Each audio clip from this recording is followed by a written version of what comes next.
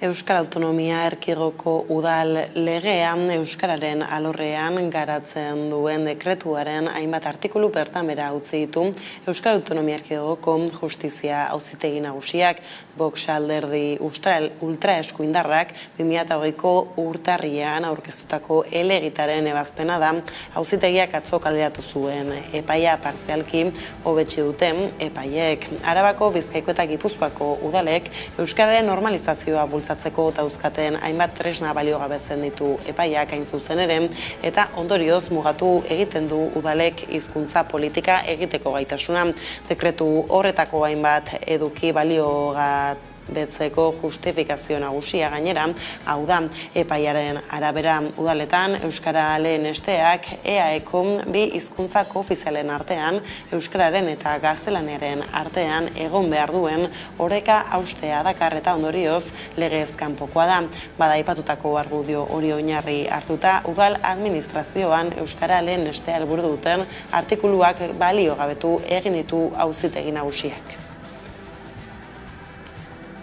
Eguerdion guztioi, 12 pasata iritsi da gurean gaur magazineko lehen atalari heltzeko unea, gaurkoan euskararen aurkako azken epaia izpide.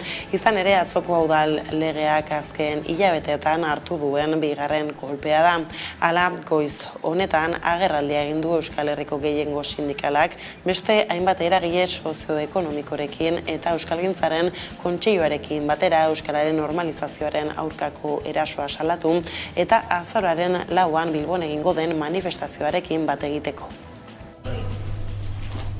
Eremu sozioekonomikoa ezinbestekoa da hizkuntza gutxitu baten biziberritze eta normalizazio prozesuan. Izan ere, gure bizitzaren parte handi bat lanean ematen dugu. Eta beste parte handi bat inoren lanaz baliatzen. Horregatik, herritar erabiltzaile modura zerbitzua norbere hizkuntzan jasotzeko eskubidea aldarrikatu nahi du Kontseiluak. Baita, langile moduan, euskaraz lan egitekoa ere. Atzo ezagutarazi zen epaiari dagokionez, Euskal Autonomia Erkidegoko Justizia Auzitegi Nagusiak bertan behera utzi ditu dekretuaren zenbait artikulu, edonola ere epaia ez da irmoa, irailaren 28an eman zuten ebazpena, eta ordutik hasita Eusko Jaurlaritzak 30 eguneko epea du helegitea aurkezteko Espainiako Auzitegi Goreneko arlo zibileko salan. Bai euskarari, bai eutsi goian euskarari, bai euskarari, eutsi zoiari, eutsi euskarari, bai euskarari, bai eutsi goian. Kezkagarria da, gertatzen ari dena, euskararekin, baina uste dut olatu erreakzionario oso baten parte dela hau guztia. Eta orokorrean gu denok bizitzen kontra.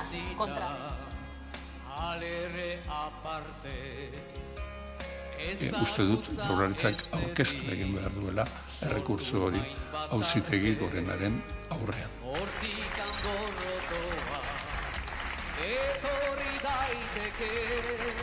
Euskal Herria Bilduk honen larritasuna azpimarratzeaz gain kalera ateratzeko deia zabaldu nahi du eta horretarako izango dugu parada azaroan zehar. Dugunakoek erakutsi diguten hau ikusita behar bada hobe dugu sokadantza bat eratu. Eta sokadantza hori izan dadila eskuz esku zubi bat, ez etorkizun batera, baizik eta bihar oparoago batera. Gauzak horrela, auziaren bueltako berri gehiagoren zain, bada besterik Euskal Herria Bilduk hezkuntza legea eztabaidara eraman nahi du osoko zuzenketak baztertuta. Koalizioak EAEko hezkuntza legearen osoko zuzenketen kontra bozkatuko du bihar. Larunbaterako ordea hezkuntza jardunaldiak antolatu dituzte Bilbon.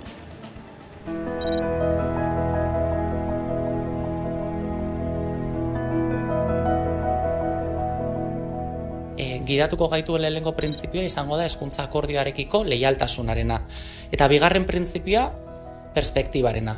Euskal Herria Bilduk aurretik dugun erronka honen aurrean perspektibaz jardungo dugu eta herri bokazioz jardungo dugu. ostegun honetan, osoko zuzenketak eztabaidatuko diren honetan, Euskal Herria Bilduk ezezkoa bozkatuko diegu osoko zuzenketa hoiei, azken finean lege on bat izateko nahia eta eztabaidaren aukerari ateak itxi nahi diotelako. Euskal Herria Bilduren ahal egin zintzoa maigaineratu nahi dut, bi gauzetarako bat, 93ko Euskal Eskola Publikoaren legea ordezkatuko duen ahalik eta legerik hoberena izan dezagun, eta bi, hau guztia legegintzaldi honetan errealitate bilakatu dadin.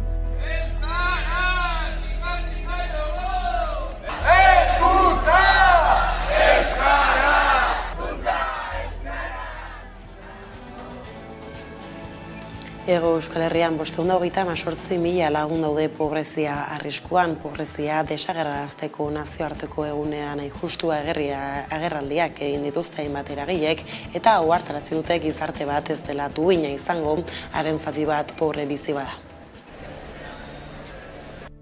Urriaren 17an gizarte eta auzo-erakundek manifestazioa egin zuten pobreziaren aurkako nazioarteko egunean aberastasunaren banaketa salatzeko.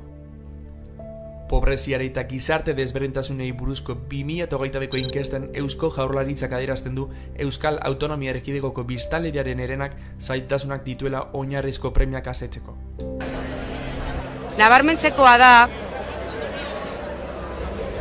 97.387 pertsona jarraitzen dutela pobrezian. Euskal Autonomia Erkideak usten irudagarria den prestazio sistema izan arren. Badaramagu sistema honekin 34 urte eta ja nabarmenduta dago sistema honek ez du balio pobreziaren egoera aurre egiteko. Honen ondorioz, erakundek egungo gizarteratzeko eta diru sarrerak bermatzeko euskal sistemaren legea indargabetzea aldarrikatzen zuten.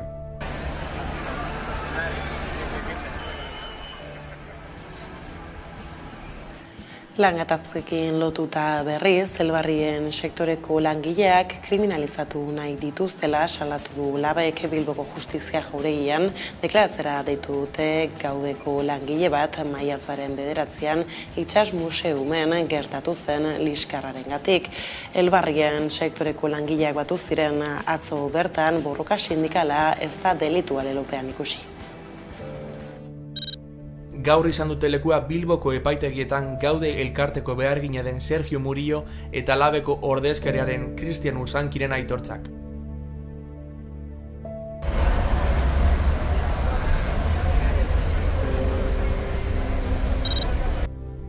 Maiatzaren 9an aniztasun funtzionaleko langilek Marea Urdina izenez itsas museum aurrean mobilizazioa antolatu zuten borrokan ari ziren enpresetako hitzarmenen alde.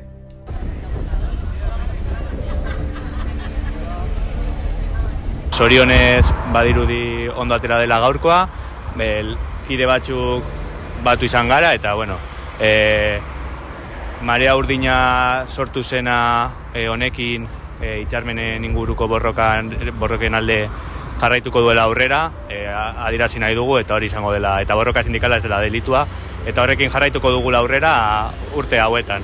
Hitzarmenak sinatu dira, batzuk sinatu gabe gelditzen dira, baina hori izango dela gure borroka tresna eta jarraituko dugula horretan hurrengo urteotan eta hitzarmenekin. Bada Sergio Murillo grebalarietako bat gaur epaitegian deklaratzera deitu dute eta sindikatuek elkarretaratzea antolatu dute babesa adieraziz eta borroka sindikala delitua ez dela aldarrikatuz. Besteletik, Araiako Froneri enpresaren langileak txanda bakoitzeko 2 orduko lanuzteekin hasi ziren atzo lankide baten kaleratzea salatzeko izozki enpresaren batzordeak adierazi duenez arrazoirik gabeko kaleratzea izan da. Hala, langileek bere lankidaren itzulera aldarrikatzeko 2 orduko lanuzteak burutuko dituzte egunero, gainera ordu erdiko elkarretaratzeak ere egingo dituzte lantegiaren sarreran. Hector Salsamendi, Lab sindikatuko ordezkaria. Hain dela bihazte, urriak 4ean langile bat kaleratua izan dela, eta enpresaren arrazoia edo eskusa edo nolabait esateko birrantolakuntza arrazoiak izan dira. Eta, guk ez dugu inongo zentsurik ikusten, gainera langile honen postuan ia denetarik egin dezake, mantenimenduan bere postua mantenimendukoa da, baina ere fabrikazioan ere lan egin dezake, ez diogu zentsurik ikusten. Eta hortaz, mobilizazioekin hastea erabaki dugu, ez dugu onartzen halako kanporaketak egitea. Arabatik mugitu gabe Gasteizko Mitxelineko langile batzordeak berretsi egin du Espainiako komitetik ateratzea. Urriaren hasieran egindako erreferendumean, langileen 40%ak Mitxelinek estatuan dituen beste lantokiekin partekatzen duen batzordetik ateratzearen alde bozkatu zuen. Gasteizko batzordeak erabaki hori berretsi du orain LAB, ELA, CGT, ESK, Comisiones Obreras eta CCM sindikatuen aldeko botoekin. UGTko ordezkariak abstenitu dira eta CESIFekoek kontrako bozka eman dute.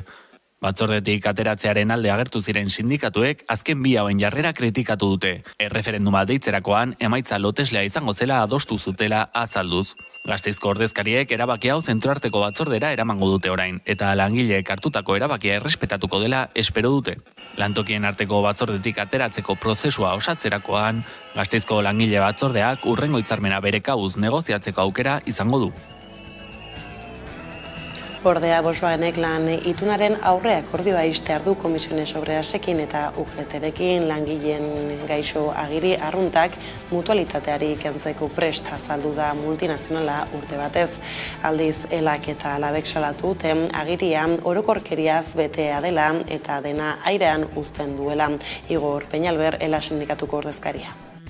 Sinatuko den aurre akordioa gaur edo bihar, gure iritziz hitzarmenaren luzapen bat da, ez da hitzarmen bat berez, ez delako hitz egin langileen nahiei eta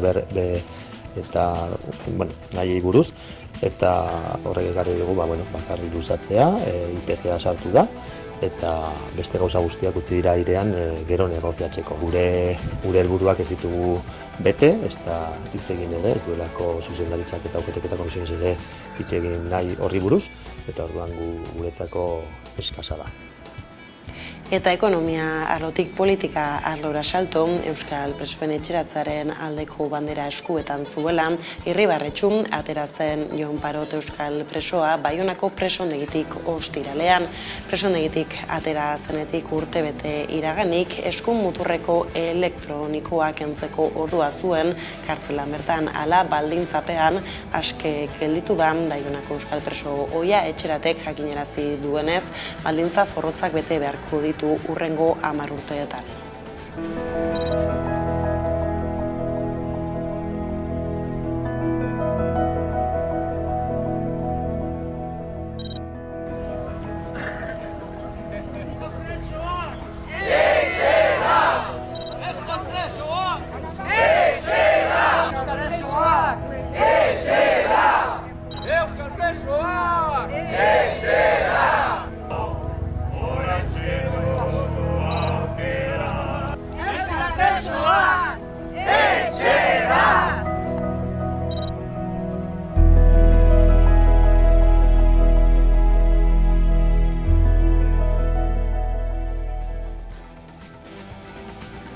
Goizeko 10 bueltan heldu da Joe Bidenen hegazkina Tel Aviveko aireportura. Aurrez aipatu bezala Ameriketako Estatu Batuetako presidentea Netanyahurekin elkartuko da, baina Hamasen Jordaniako errege Abdullah Bigarnarekin, Egiptoko presidente Abdel Fattah al-Sisirekin eta Mahmoud Abbas Palestinako aginte nazionaleko buruarekin egitekoa zen bilera bertan bera utzi dute. Edonola ere foku guztiak Al-Ahli ospitaleko erasoari begira daude, naiz eta erasoek ez duten etenik bere orokorrean Gazan.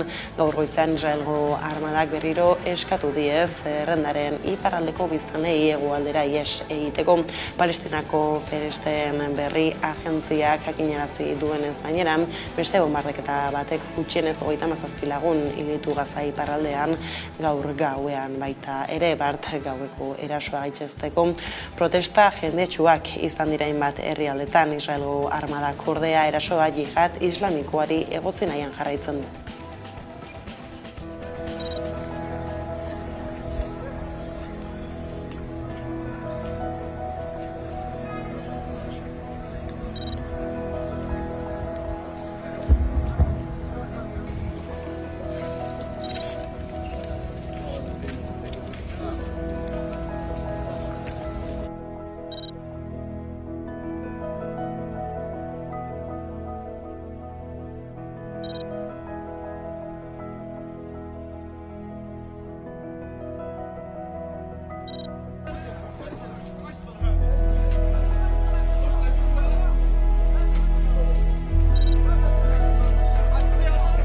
This is the responsibility of Islamic Jihad that killed innocents in the hospital in Gaza. ليقول لمدير المستشفى لقد تم تحذيركم بالأمس بقذيفتين فلماذا لم تخلوا المستشفى حتى هذه اللحظة؟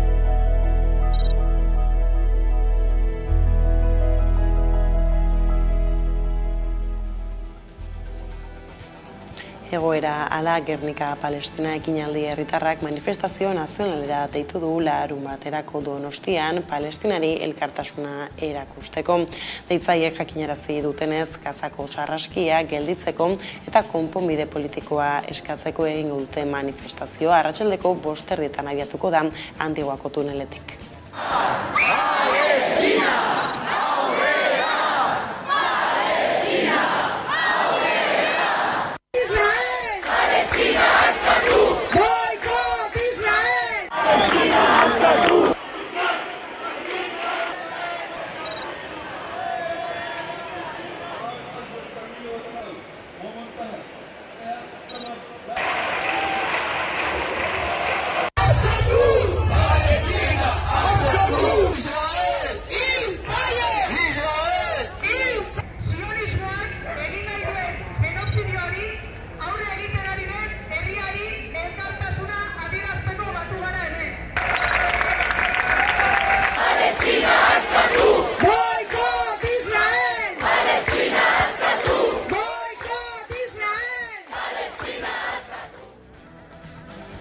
Iñigo Urkullu Eusko Jaurlaritzako lehendakariak krisi humanitarioari aurre egiteko lehen erabakia azaldu zuen atzo eta saien arteko mahai bat sortu du gatazkaren ondorio humanitario eta sozioekonomikoen jarraipena egiteko. Bien bitartean Espainiako gobernuak ea Palestina estatu bezala onartu behar duen galdetuta Andoni Ortuzarrek adierazi du Espainiako telebista publikoan Palestinako nazioaren onarpena bigarren mailakoa dela entzun. En un momento como este en el que estamos viviendo una escalada armada, bélica, que estamos asistiendo a una tragedia humanitaria también, yo creo que esa es una cuestión secundaria y hay que atender primero a las causas de por qué ha surgido este conflicto. El origen es un ataque terrorista de Hamas injustificado, de una manera además sorpresiva dirigido a la población civil, y eso hay que condenarlo con mucha rotundidad. Gauzak horrela euskal politikarian bueltako azkenekin jarraikin eta erraustegiaren inguruko ikerketetan zentratuz azken xehetasunetan sakontzeko eta horien berri emateko Gipuzkoarantz egingo dugu Udane Arbeo lankidearekin bat egiteko. Donostian da Udane, eguerdion. Tira Udane aste, hasieran gurasosek jakitera eman zuen Jose Ignacio Asensio Gipuzkoako Aldundiko ingurumen diputatua ikertzen ari direla ingurumenaren aurkako delitu bat egin duelakoan ala alderdikideen eta oposizioaren aldetik iritsi dira lehen erreakzioak, ezta?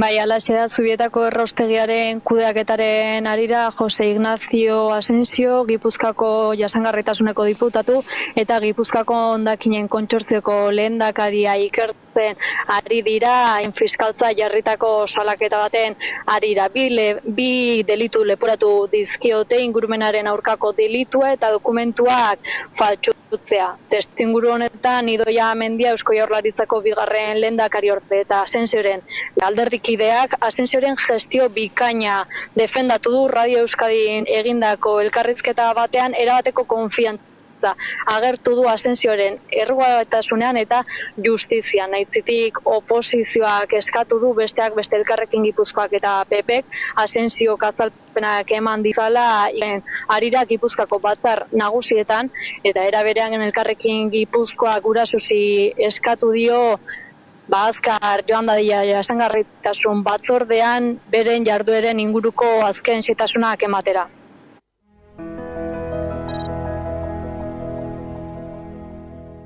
Ez dugu besterik ezagutzen, ikusi behar dugu aurrena, noiz jasotzen dugu salaketa hori, ez dakigu zertaz dijoan, eta ikusiko dugu zer norabide izango duen hori.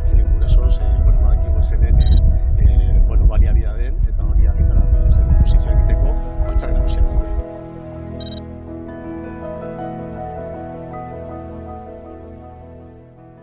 Non gelditzen da Eusko Jaurlaritzaren ingurumen saila, ze bere betebeharra, bere gizartearen bermea da funtzionatzea eta kontrolatzea olako jarduerak. Hori ez da gertatzen ari, eta ikusi beharko da, eta hori fiskalak berak esaten du, gure salaketaren ondoren, ikusi beharko da, ea susmoiek gauzatzen dien ikerketa sakondu egin beharko da, argitzeko ze ardurak eukidezaken Eusko Jaurlaritzako ingurumen sailak, ez ikustearena egitearen horretan. Lehen ikusi dugu Asensio esaten akatzak egon daitezkela, arazoak egon daitezkela, baina konpontzen dira eta listo aurrera. Karo, hor dago, koska, nola aurrera, agian ez.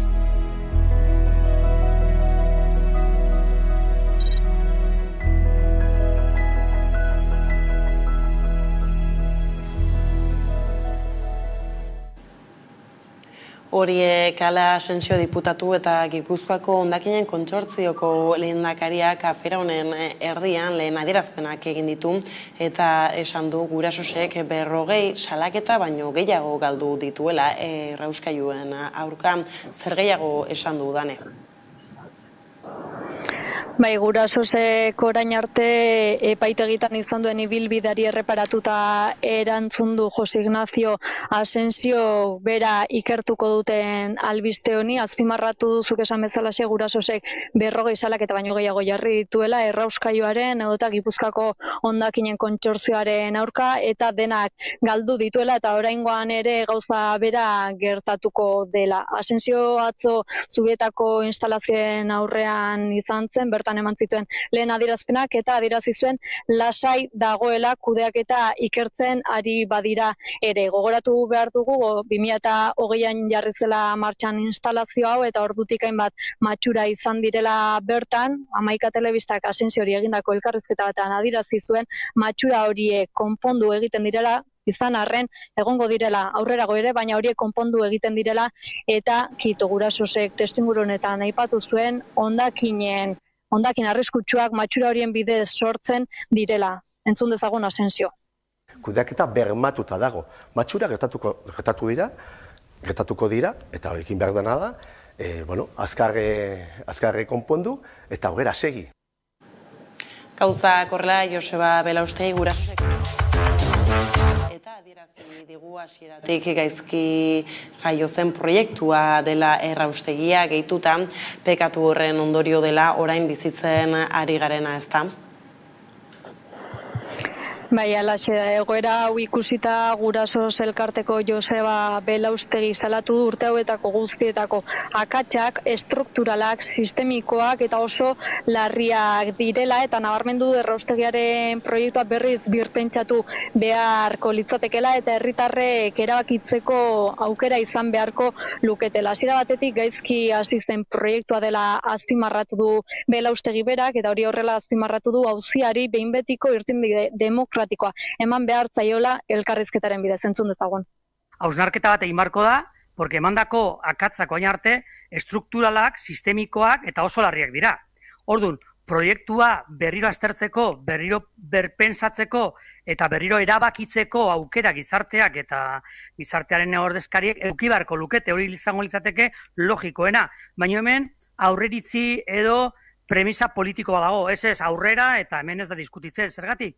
Oinarri politiko bat gaizki hasi izan, gaizki jaio zan proiektu hau, gizartearen bizkarrera eta gizarteakin gizartea kontutan hartu gabe, politizatu egin zan zentzu okerrenian, gizarteari ez zitzaion eman inongo aukera parte hartzeko eta pekatu horrek dakarski oraingo ondorioak. Bada informazio guzti honekin udane hemen utzi behar dugu gaurko konexioa, adi jarraituko dugu auzibidea bera, eskerrik asko eta hurrengora arte. Mila esker, beste bat arte. Eta honekin kultur arlora egingo dugu salto orain, izan ere bihar ostegunarekin hitzordua dugu gauez, pantaien aurrean, musika zuzenen saioko atal berria ikusteko eta horrexen aurrerapena izateko saioaren gidari, Koldo Otamendi dugu pantaiaren beste aldean. Kaixo, Koldo, eguerdion. Egunon, Karol. Tira, bihar izango dugu aukera saioa berosotasunan ikusteko, hala ere konta iguzu, zein talderekin izan zara orain honetan? Aste honetako musika zuzenean telebista saioa grabatzeko Zaldibarren egon gara, Bizkaian, eta bertan ez da hilen taldeko kideekin egin dugu hitzordua. 2021 urtetik daude elkarrekin okerrez banail, baino aurretik musika bide luzea dute Bizkar gainean, zein da kideen ibilbidea? Halaxe da, bai, esan daiteke ez da hilen taldea pandemian sorturiko beste talde bat dela. Garai horretan musikariek sorkuntza aldetik esan daiteke nahiko oparo ibili zirela eta era berean egitasmo berriak sortzeko ere erabili izan zen zuzenekoak eskaini egin izin ziren garai hori, ez? Ez da hilen taldeko hirukideak Zaldibarrekoak dira, bertan bizi dira, eta Zaldibarren bado Gari Rock izeneko musika elkarte bat, non entsegu lokalak kudeatzen dituzten. Bertan egin dute musika ibilbidea taldekideak, Warhit bezalako taldeak, hardcore mugimenduan esaterako, eta ez da hilen talderekin beste territorio batzutara mugitzea nahi izan zuten. Musikalki beste koordena batzutan ibili eta bestelako doinuak sortu. Eta horrela sortzen da, hiruko berri hau, eta horrela sortzen da ez da hilen taldea. Ez, bainera orain badute otsaian rektatutako diskoa eta tira ez, hori esku hartan egitasmo. Hori zein estilo nagusitzen da bertan orain arte aipatu dituzunak, ala? Esan daiteke ez da hilen taldearen sustraia edo erroa punk musika dela bere osotasunean. Hala ere, talde berri honetan, aurreko taldeetan ez bezala, giro ilunetara dute, post-punkaren eraginak handiak dira, disko berrian badira ere kantu azkarragoa, hardcorera gerturatzen diren kantu azkar eta biziekin, baina esan daiteke batez ere atmosferak gitarretan, riffak, bajo lodiak, ahots iluna, eta hori direla taldean ezaugarriak. Beraz, esan daiteke post-punkaren orbita horretan kokatzen dela taldea. Eta aipatzen nuen lehentxeago tartekaz, nola, otsaian argitatu zuten diskoa, hala ere orain biniloa atera dute?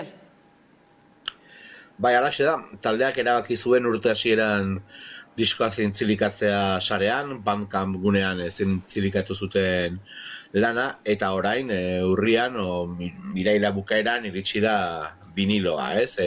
Hainbat diskoetxe txikiekin lan egin duten, diskoa batera izateko elkarlanean burutu dute bai Iparragirre Rekordsekin, Cementerio X, Quebranta eta BT zigiluekin, eta 4 kolektibo hauekin elkarlanean, bai, ikustu ergia disko hau plastikoan, edo esaten bezala biniloan, ez? Askotan gertatzen da, ez diskoa prest daukazu eta biniloaren fabrikazio asko luzatzen da denboran eta kasu honetan ere horrela izan da. Digitalean aurkeztu dute lehenengo diskoa eta orain biniloan iritsi da. Beraz, orain biniloa ere eskuragarri eta ez dakit laizter zuzenean talde ikusteko aukerarik izango dugun, agian baduzu kontatzerik ere nolakoak izan ohi diren haien kontzertuak? Bueno, berriki ikusi dut taldea, pasaden astean egon nintzen Donostiako dokan ikusten, eta diskoa, iluna eta atmosfera askokoa bada, zuzenekoak are gehiago, ez? Esan daiteke zuzeneko talde potente bat dela ez da hilen, ikusten da emanaldi bakoitzean izerdia uzten dutela, bihotza uzten dutela kolpe bakoitzean, eta esan daiteke zuzenean taldearen maila gora igotzen dela, ez? Diskoa da, ederki entzuten da etxea, baina zuzenean badute nola baiteko punts bat, ez? Era berean, aurrera begira ere hainbat kontzertu eskainiko ditu taldeak, eta bideo horretan badakitan murriun izango direla datorren astean. Osondo, jendeak nahi baldin badu hurbildu dira esagutzera, informazio guztienekin hemen utzi behar dugu gaurkoz konexioa, Koldo, bihar saioa ikustera zain geratuko gara beraz, eskerrik asko eta hurrengora arte. Eskerrik asko zuei. Eta musika zuzenean saioko kontuak ala iritsi da gurean gaur mazineko lehen atalaren bukaeran eguneko elkarrezketa nagusiari bide emateko laster gara bueltan albiste gehiagorekin.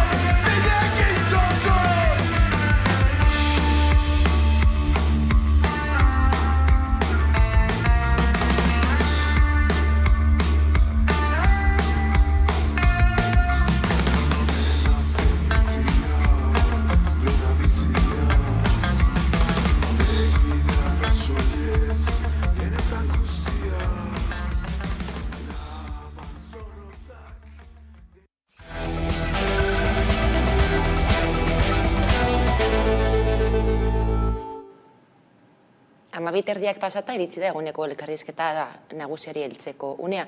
Pantailez inguratuta bizi gara eta digitalizazioak gero eta presentzia handiagoa du hezkuntzan.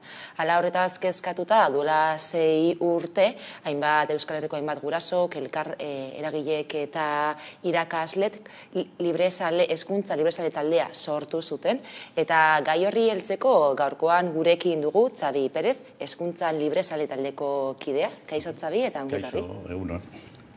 Araban, Bizkaia eta Gipuzkoa hezkuntza legea azken txanpan dago, EAJak eta PSek ados jarri ziren, eta zuzenketa bateratua aurkeztu zuten. EH Bilduk dagoeneko adierazi du, ez duela zuzenketa hori babestuko, eta, proposamena ez datorrela bat, hezkuntzan libresaletik proposatzen dituzuen digitalizazio ereduekin. Ohartarazi zenuten zuek, ezta?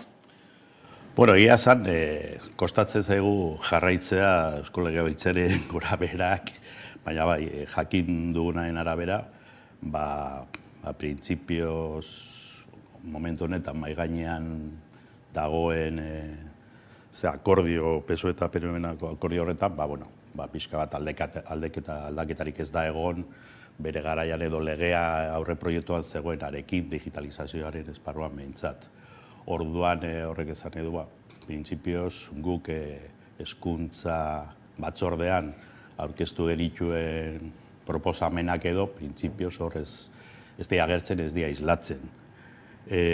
Maten du EH Bilduk aurkeztuko dituen zuzenketa partzialen horien artean badagoela digitalizazioaren inguruan, eta hor nolabait bai agertzen direla pixka bat gure ekarpen horiek. Elkarrekin Podemos ere bere garaian ados zegoen gure ekarpenekin, baina Elkarrekin Podemos lege osoaren kontra dago, hor dago panorama hori da, orduan ez dakigu zer gertatuko den, gero agian komentatuko dugu. Hezkuntza lege berriak egia da, hainbat artikulutan digitalizazioari buruz hitz egiten du.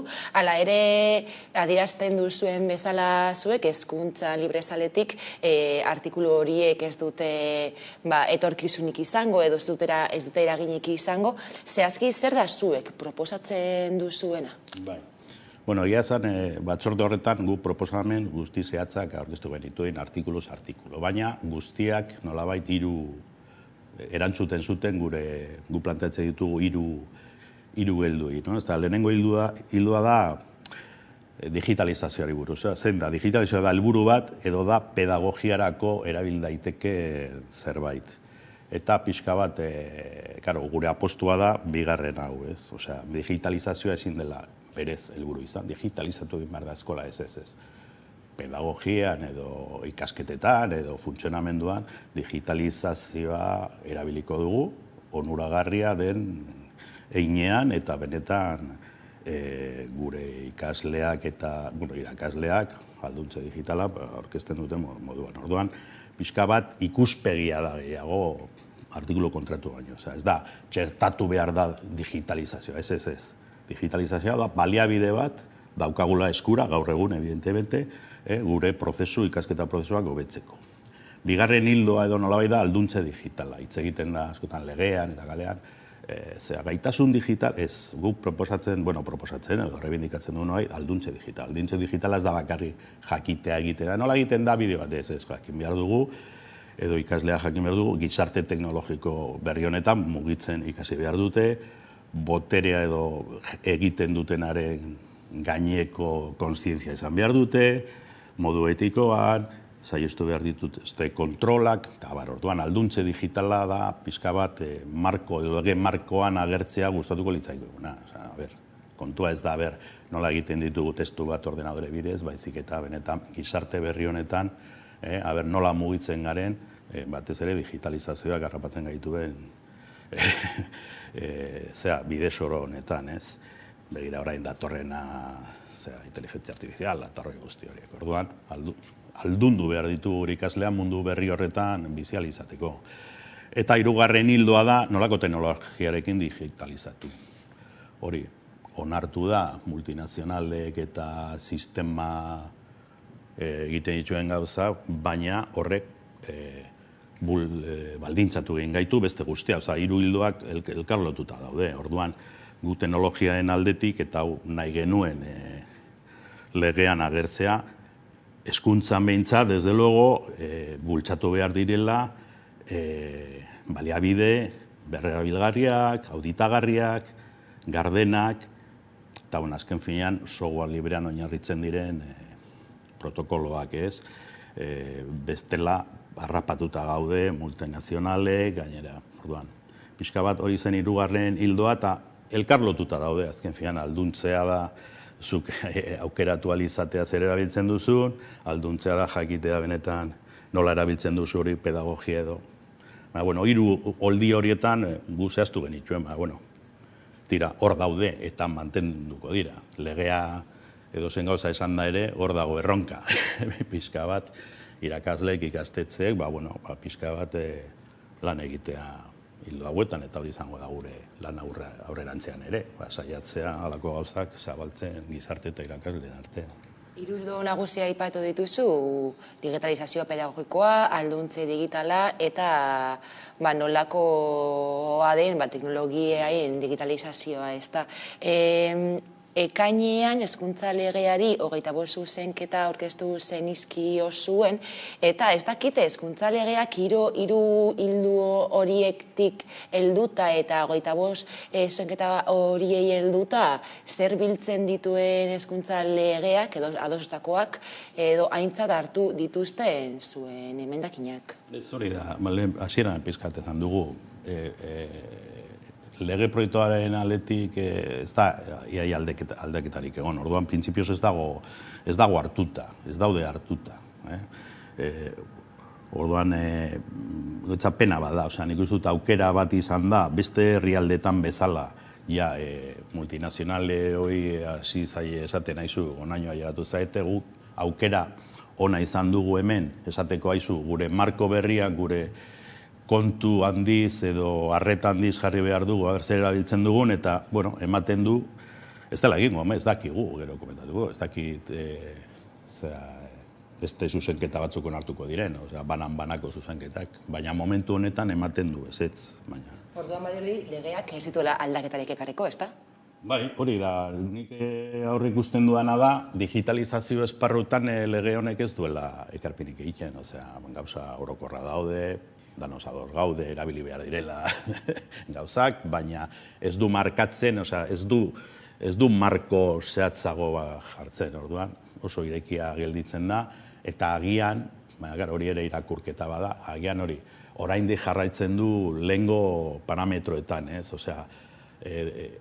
gailuak aurretik, ordenadorea sartu behar dira gelan, irakaslea jakin behar dute korapiloak egit, pixkat, baina ez du zehazten ere, orduan oso irekita gelditzen da eta ez du markatzen, desde logo, aldaketarik digitalizazio kontuetan.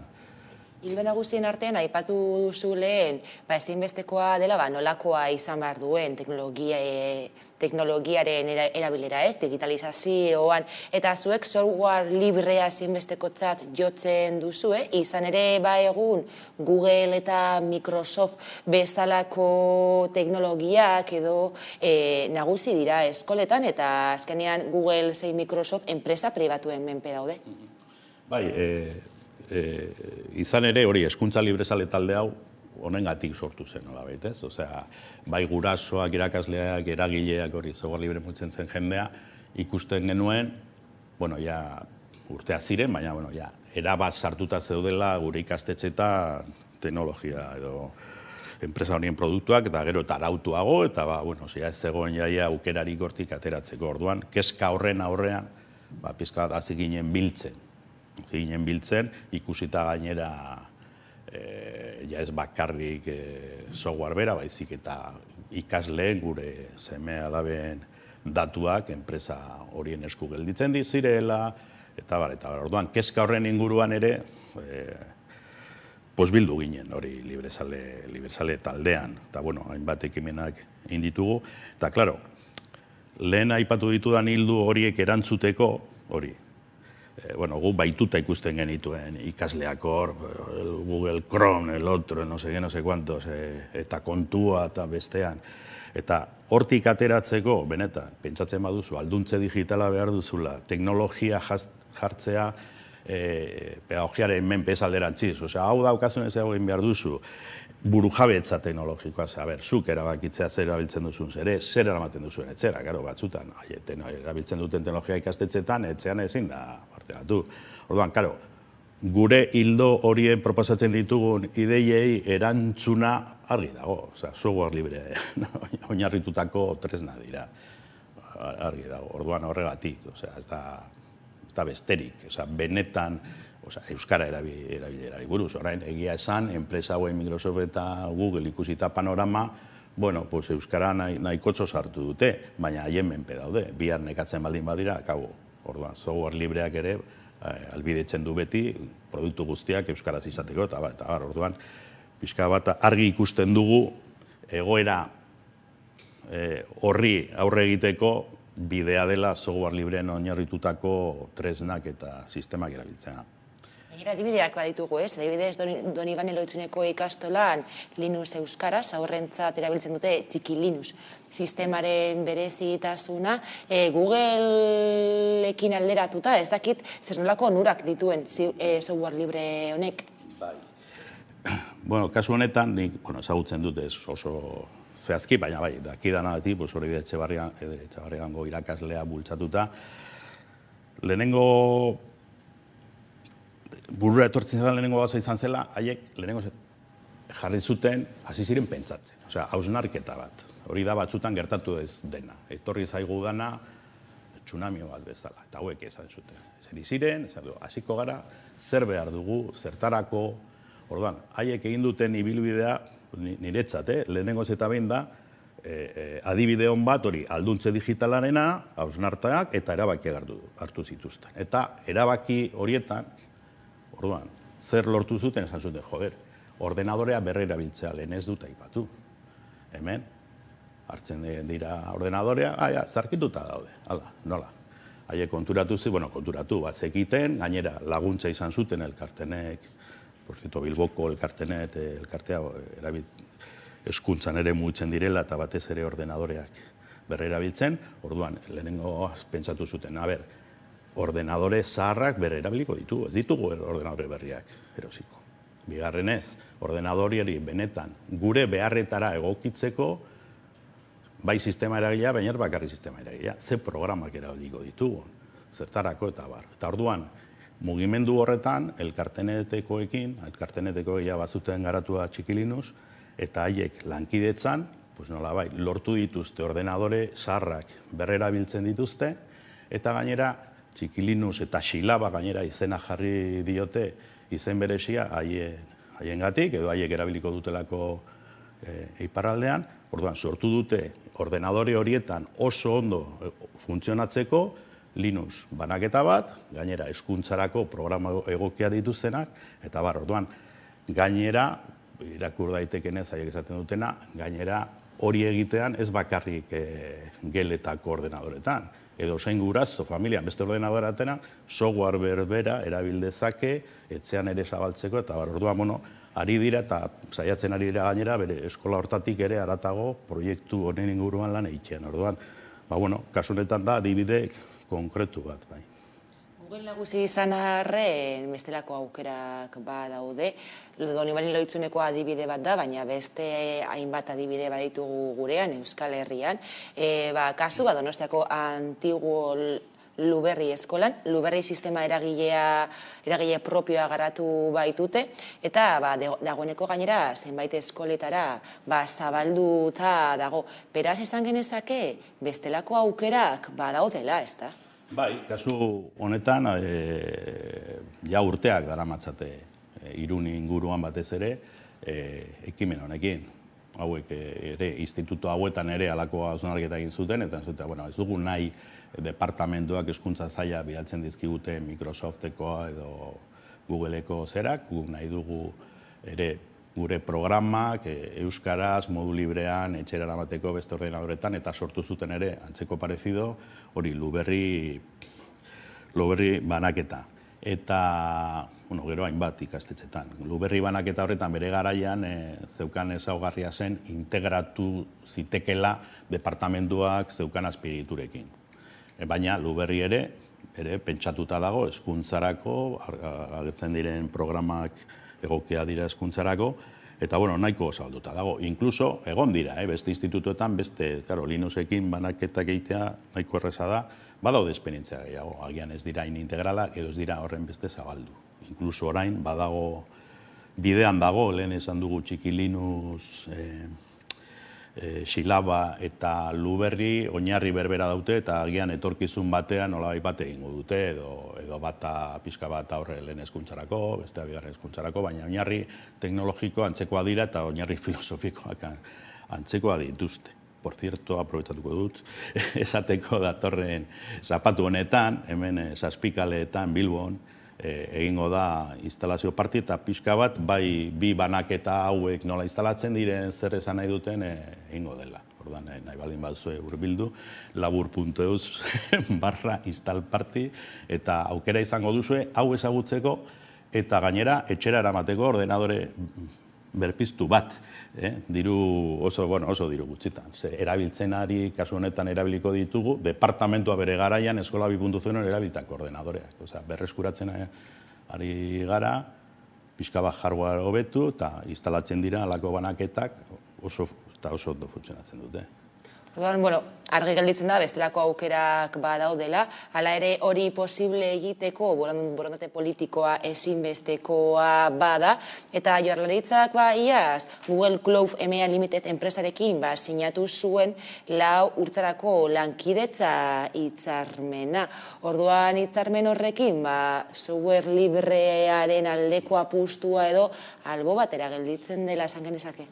Bai, hori kritikatu izan zen justu hori, garai hortan hezkuntza akordioa agertu zen, eta 4 egunet, eta hezkuntza akordioan agertzen zen olabai beste ideia bat. Gero ikusi duguna, legean ere ez dela, eta justu sinatu zen, baina egia zen hau lehendiz etorren gauza bat zen. Denboraz, kasualitatea. Eta kontua izan da, Google Cloud kontu hau, historia honek ematen du beste elkarrizketa batetarako. Kasu honetan, hezkuntza saila beti Microsoften alde egin du. Ze gertatu zen, etorri zen Google eta ikastetxe guztiak merkatuaren aurrean Googlera jo zuten. Erreza, merkea, doainik, komila guztien artean, eta azkenean departamentuak hau ikusita, nolabait ikastetxetan, gainera, adibidez, hezkuntza libesade taldeak guraso askoiak eskatzen hasi dira, baina zer egiten ari zarete gure datuekin eta bar. Orduan, nolabait da hezkuntza sailak egin duen modu bat existitzen zen egoera hori, pixka bat, forma emoteko, baina, hor dago. Zan nahi dute, Googleekin gertatzen dena da, beste kontu batzuk aparte, bai, zu sinatzen duzu akordio bat, baina nola jakit, dakizu betetzen ari dela. Googleek, egunero ez, noizean etortzen da. Europako batzordeak izun bat jarri dio Googleei datuak ez babesteagatik, eta bar, orduan, hor dago. Zaude beti, hemen ez zara buru batez, salduta zaude. Googleen egunen batean esnatzen da esaten du, hauek ez zaizkigu gustatzen, eta geratzen gara palestinara bezala, urgabe eta urgabe. En fin. Aipatu duzu, ez, datuen kontua adibidez, hori bai askotan, aintzat hartu behar da, Google bezalako zerbitzuak, Googleek doainik eskaintzen ditu gutxi gora bera, baina doainik eskaintzen dituenean horrek esan nahi du, gure datuak edo, ez dela hain seguru edo saltzen dituztela, eta hori aintzat hartu beharreko kontu bat ere bada. Bai, batzutan pribatutasuna edo kolokan jartzen dugu, baina batzutan ez da hori bakarrik, agian hori erdi bermatuta dago, edo nahi kotxo. Zure seme edo alabaren igualdatuak agian, ez dira inoiz agertuko, baina argi dagoena da, gure datuen erabilera masiboa egiten ari direla. Googleek entzuten, Googleek irabazi ditu erdakizen badir orduan, nondik irabazten du? Guk ez badugu ordaindu, datu horiekin haiek produktuak eskaintzen dituzte, publizitate enpresei eta bar. Eta datu horiek guk ematen dizkigu, eta kasu honetan Norbanakoa, pues bueno, azkenean gaude, baina hezkuntza sistema barrutik bideratzea datu iturri guzti horietara, ba, bueno, pues, en fin, begiratzekoa da, orduan, tira. Zerbitzua edukitzeko edo bermatzeko aukera bat bada software librea, eta horrez gain, gure datuak ez merkantilizatzeko. Ipar Euskal Herriaren kasu bat aipatu dugu lehen, Donibane Loitzunekoa, eta Ipar Euskal Herrian Frantziako Hezkuntza Ministerioak finkatzen du hezkuntzaren digitalizazioaren bide horria, eta Frantziako Hezkuntza Ministerioak apustua egin du software librearen alde, eta eskaintzen dituen tresnek, Framasoft izeneko sare librea erabiltzen dute. Orduan, ikusi dugu Frantziako gobernuak hori bultzatzen duela, izan Madrilgo gobernuak, izan Eusko Jaurlaritzak horrelako apustu bat egiteko aukera badute. Bai, ez da lehenengoa, ez daki zehazten, zen balekutan egin diren esperientzia, bai instituzio orokorretan eta bai batez ere hezkuntzan, ez? Hori da, pena ematen di, geratuko garela berriro atzean, aukera badaude, hemen ere hezkuntza sailan aurkeztu genuen Katalunian egindako esperientzia bat, ez bakarrik lehen aipatu dugu Linux hori da pizkat ordenadoretan, baina zerbitzuetaz, odei zerbitzuetaz ibiltzen garenean, hor teorian zailagoa da alternatiba bilatzea, baina egon badaude, Katalunian egin dira, lortu zen hezkuntza batzordean Jaurlaritzak esperimentatzea horrekin ere, ez dakigu emaitza zen izango den, hurrengo urteetan ikusiko dugu. Orduan, Frantzian eta Alemania eta hainbat lekutan nolabait, bai apostu egin dutelako edo debekua jarri dituztelako edo muga jarri dituztelako Google eta Microsofteko zerbitzuak erabiltzeko, bai, esperientzia badaude, eta software hor badago, eta bakarri da, jorratu behar den bidea, eta klaro, kasu honetan, halako apostuak ikastetxe batek apenas egin du egin. Horretarako behar da, benetan, instituzioek edo egitea. Eta aprobetxatuko dut, aipatu duzu Frantziako esperientzia, Framasoft eta hori, beste urriaren 26 Euskara Bilduak antolatzen du, eta gai honekin lotuta dagoen jardunaldi bat urtero antolatzen ditu utopiatik egunerokora Google gabe aukera buru jabeak badira. Eta justu horretara etorriko da Frantziako arduradun hori, hortaz ibiltzen den adibidez, ez? Orduan, existitzen dira alternatibak, baina jorratu behar dira eta nolabait apostu egin behar da. Eta ez da egiten gainera egun bat bestera da, markatzea estrategia bat, ez? Hori da legeak ematen zigun aukera, estrategia berri bat markatzeko, ez aldaketak egiteko biharko. Baina, hori biriko gara. Orduan, Googleen herriaren gabe badaude aukerak, aipatu duzu ez, Google gabe aukera buru jabea, eta holakoak, eta bestaldetik, osasun ikuspegitik, zeintzuk dira pantailaren kontsumoaren ondorio nagusiak edo aurrengan? Nik hor, ezin dizut esan, badaki justu atzo ere irakurri nuen beste artikulo bat, hori osasun aldetik, ez dut ezagutza edo pedagogia aldetik, osasun aldetik ere kalteak nabaritzen ari direla. Egia da, orokorrean erabilera ordenadore edo erabilera masiboen arriskuaz gero eta irakasle eta guraso gehiago kezkatuta daude, batez ere aur eta lehen hezkuntzan. Badago ja korronte batzuk oso kritikoa direna erabilpen masiborekin. Lehen esan dugu, beti digitalizazioa ikaskuntzaren oberako, ez derrigorrez edo ez beti, ez? Eta batez ere aurre hezkuntzan gero eta kezkatuago daude horren inguruan eta badaude ja hilo kritikoan. Gero, egia da, hezkuntza edo eskolatik aparte gaude hori etxean, mobilean, hor daukaten eragina ja, eskuetatik joaten zaigu. Hau, bada erronka bat, gizarte honen erronka bada, digitalizazioa dituen onurak eta kalteak ondo aztertzeko eta neurtzeko. Eta eskola izan daiteke hain zuzen ere leku bat, pixka bat, onurak aprobetsatzeko eta kalteak ekiditeko. Edo laguntzen, ikestu, eta hor, alduntze eta erroio pelikula horretan, izen horrek, hain potente horrekin, atzean ere hori dago, ez?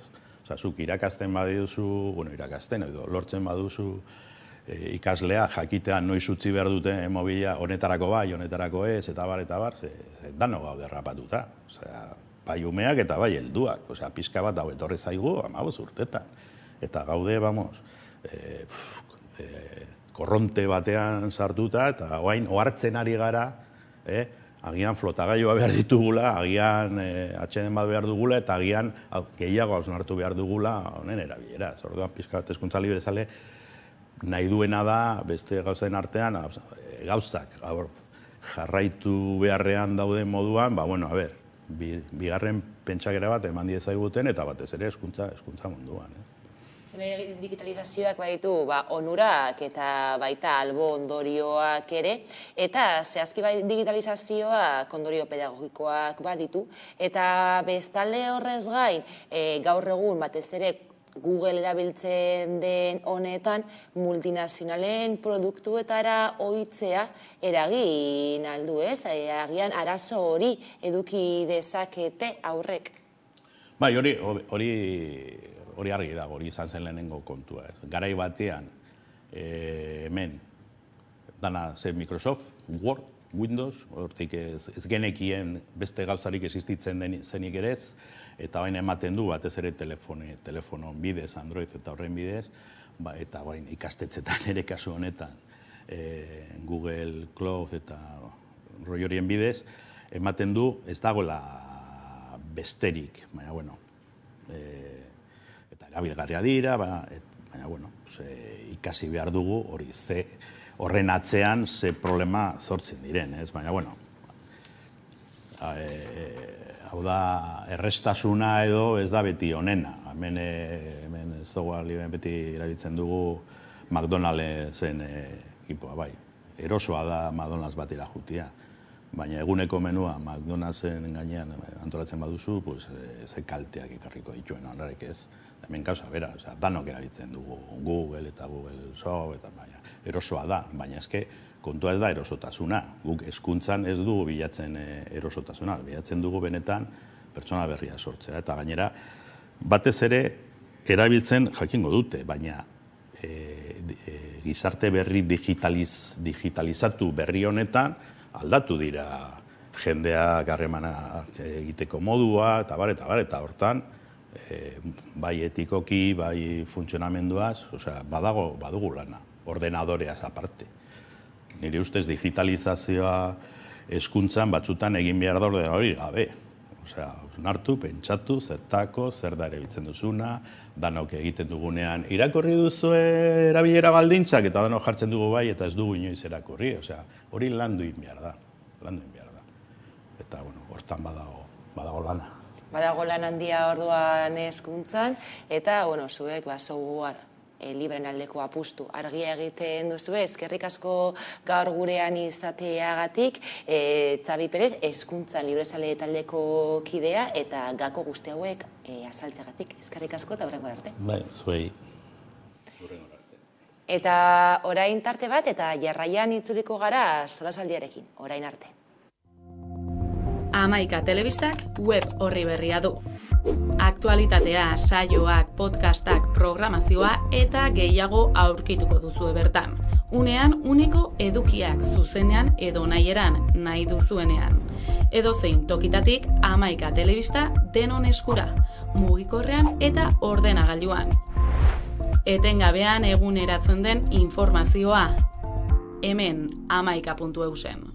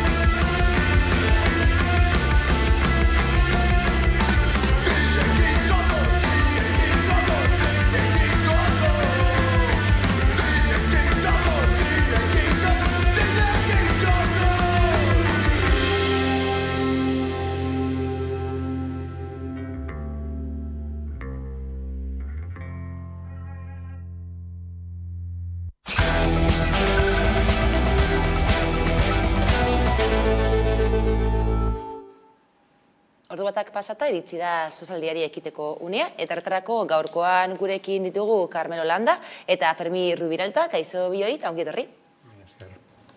Beno, hasiko gara, aurkako beste epai bat jaso zuen Araba, Bizkaia eta Gipuzkoako udal legeak, eta oraingoan legea euskararen alorrean garatzen duen dekretuak, ezta?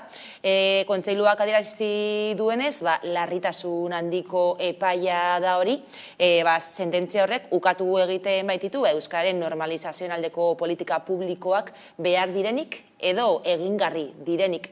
Atzoko albistea ikusita, zein da egiten duzuen balorazioa? Nik uste dut azken finean, azken urtetako bide beretik doala dirudi, ezta? Nik uste dut orokorrean, ez dakit Kataluniaren kontua dala eta ez dala, baina gonda espainalismoaren orokorrean erantzun bat, eta erantzun harrigarriena eta argiena da alde judizialetik etorri dena, ezta? Alde judiziala bihurtu da fronte bat, fronte politiko bat, gainera ikusita gobernua, eta ez diot estatua, nolabait eskuindarren eskua, nolabait kanpo egon da, nik uste dut tartetxo baten edo etentxo baten eginez denbora batez, eta honek nolabait berrindartu egin du fronte judizialean. Beraz, espainolizazioaren bidean igertzen da aspaldiko partez, batez ere EAen, oso argi dala euskararen kontrako jarrera EAen, eta kasu honetan epaitegi honek atara dituen azkenengo epai guztiak hildo beretik joan direla nik uste dut, eta nik uste dut kokatuko nukela nolabait testu inguru horretan. Bai, nik uste kasu honetan, endekagarrena da, 6garrena usteot, azken aldian, ez da alako erabaki bat epailek hartzen dutela euskara dala eta ez dala. Kasu honetan badu ezaugarri berezi, nik uste biluztu egin duela Estatu Espainiarrak daukan estrategia politikoa euskararekiko. Da esplikatu behar dut apur bat. Zuk hartzen baduzu legea eta batez ere dekretua, legea 2016koa zen, udal legea deitua, eta dekretua 19koa, hau da 3 urte eman ziren dekretu hori egiten, dekretua nahiko landua dago, ni egon naiz begiratzen zehazki, da dekretua, lege hori garatzen zuen dekretua nahiko landua dago, eta elementu batzuk baditu edo bazituen, ez dakit esan beharko dugu, bazituen, oinarria ematen zutenak herri euskaldunetan, udalerri euskaldunetan, batez ere UEMaren inguruan da, udalerri euskaldunetan, euskararen aldeko politika garatzeko, ezta? Eta, klaro, hori oinarritzen da, dakizuen legez, kontzeptu orokor baten azpian, eta da elebitasuna deitutako kontzeptu hori. Nik uste elebitasuna ari dela agertzen engainagarri bezala, ezta? Ze elebitasun dago, hizkuntza bietako presentzian dagoen, hizkuntza bietako bat derrigortua denean, espainera, danok jakin behar dugu Hego Euskal Herrian espainera, da beste aldiz ez da derrigortzen, ez da. Eta hain justu, nik uste orain Bilboko epaitegi honek hartu duen, Hego Euskal Herriko EAeko epaitegi gorena da, esan edo hierarkia nahiko altua da, ez da. Hartu duen erabaki horretan zer egiten da. Esaten da, literalki, euskara ezin dela lehenetzi. Claro, orduan hor biluztu egiten duzu estrategia, estatuaren estrategia. Beraz, Euskal Herrian, ez da herri euskaldunetan ere euskara ezin da lehenetzi. Eta aldiz, gaztelera ez bakarri lehenetzi, gaztelera derrigortu egiten duzu. Hor dago, elebitasuna deitzen den hori biluztu egiten da, eta benetan ikusten da asimilazio politika bat. Hemen asimilazio politika bat dago. Da gero, edulkoratu egiten dute batzutan, baina orain, ikusi denean, udal euskaldunak az daitezkeela euskara garatzen araudi edo reglamento horren aritik esan dute, geldi. Hemen euskarari egoak ebaki behar dizkiogu. Egoak ebaki dizkiote euskarari. Egoak ebaki banizkion niria izango zen. Bueno, hori egin dute. Zergatik diota, egon naiz aztertzen, eta kontu handiz, moztu dituzte artikulu esanguratsua 9. 9. hain justu planteatzen du dekretoan, ahalmen bat eukiko dutela udalek, plangintza bat egiteko euskara garatzeko, ezta? Eta hortik aurrera gero, lanpostuak, jendearekiko harrera, eta bar, hau da, euskara herri euskaldunetan, 80% euskalduna diren herrietan, euskara dakiten biztanleen herrietan, esan dute ez, hori fuera. Hemen lehenengo hitza euskaraz ez pentsatu ere, lehenengo hitza gazteleraz. Eta euskara eskatu lanpostutrako ez, pentsatu ere ez. Eta euskara garatu ez, euskara ez da garatuko. Euskara gelditu behar da oraingo leku horretan. Hau da, hemen derrigorrezkoa gaztelera da, eta euskara ezin da ez da lehenetzi ere. 2. mailako hizkuntza baztertua baita herri euskaldunetan ere. Hori da realitatea, orduan hau oso larria da. Ze ez da gainera hizkuntza politika berri bat ere. Elebitasunaren konzeptua edo dekoratu hori mantentzen da, baina hor bertan ere ezin da euskara garatu. Egoak ebaki. Nik uste benetan larria dela, oraingoan uste larritasunaren ideia hori edatu dela, Jaurlaritzako bozeramalea berak ere, Bingen Zupiriak esan du, hau onartezina da, hemen, zer egin behar da, hori da kontua, 2. kontua, ez da? Berak esan du elegite bat, elegitean, noren esku izango da elegite hori? Espainiako konstituzionalaren esku, berrio gaude, estrategia estatua markatzen du. Eta estatua markatzen duen hartuko dut, estatu horretan, autoridade bat gaur egun ere, lehen izan zen autoridade publikoa, eta gaur egun ere autoridade den Felipe Gonzálezen konzeptua.